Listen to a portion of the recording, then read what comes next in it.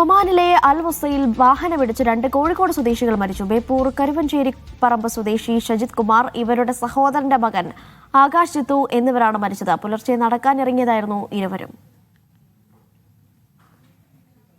അലിയുണ്ട് മസ്കത്തിൽ നിന്ന് വിവരങ്ങൾ നൽകാൻ. അലി, എങ്ങനെയാണ് അപകടമുണ്ടായത്? മൃതദേഹം നാട്ടിലെത്തിക്കാനുള്ള നടപടിക്രമങ്ങൾ ആരംഭിച്ചിട്ടുണ്ടോ, അതോ അവിടെ തന്നെയാണോ സംസ്കാര ചടങ്ങുകൾ?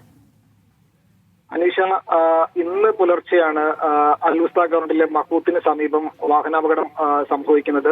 ഈ അപകടത്തിൽ ബന്ധുക്കളായ 2 പേരാണ് മരിച്ചത്. കോഴിക്കോട് ബേപ്പൂർ സ്വദേശികളായ ഷജിത് കുമാറും ആകാശ് ജിത്തുവുമാണ് മരിച്ചത്. പുലർച്ചെ ഇരുവരും നടക്കാനിറങ്ങിയതായിരുന്നു. 2 വാഹനങ്ങൾ തമ്മിൽ കൂട്ടിയിടിക്കുകയും ഇതിലൊരു വാഹനം നിയന്ത്രണം വിട്ട് ഇവരുടെ മേൽ വന്നിടിക്കുകയുമായിരുന്നു. തൽക്ഷണം ഇവർ മരിച്ചു എന്നാണ് റിപ്പോർട്ട്. പിക്കപ്പ് വാനാണ് ഇവർ 2 പേരെയും ഇടിച്ചു വീഴ്ത്തിയത്. തുടർ നടപടികൾക്കായി മൃതദേഹം ആശുപത്രിയിലേക്ക് മാറ്റിയിട്ടുണ്ട്. എന്തുതന്നെയായാലും വളരെ ദാരുണമായ സംഭവം ഇന്ന് രാവിലെയാണ് നടക്കുന്നത്.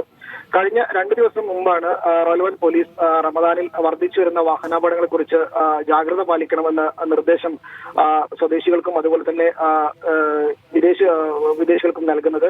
ഇതുമായി ബന്ധപ്പെട്ട് കഴിഞ്ഞ വർഷം റമദാനിൽ നിരവധി വാഹനാപകടങ്ങൾ വർദ്ധിച്ചിരുന്നു എന്നുള്ളൊരു റിപ്പോർട്ട് കൂടി റെലവൻ പോലീസ് നൽകിയിരുന്നു. അതുകൊണ്ട് തന്നെ കൂടുതൽ ജാഗ്രത പാലിച്ച് വാഹനം ഓടിക്കണം എന്നതുകൂടി അറിയിച്ചതിന്റെ പിറ്റേന്നാണ് ഈ വാഹനാപകടം നടക്കുന്നത് എന്നതുകൂടിയാണ് വളരെ ശ്രദ്ധേയമായ ഒരു കാര്യം. എന്തായാലും ഇന്ന് രാവിലെയാണ് അൽ വസയിൽ മഹൂത്തയിൽ ഈ ദാരുണമായ സംഭവം നടക്കുന്നത്. അനീഷ, ശരി, അലിയാണ് മസ്കത്തിൽ നിന്ന് വിവരങ്ങൾ നൽകിയത്.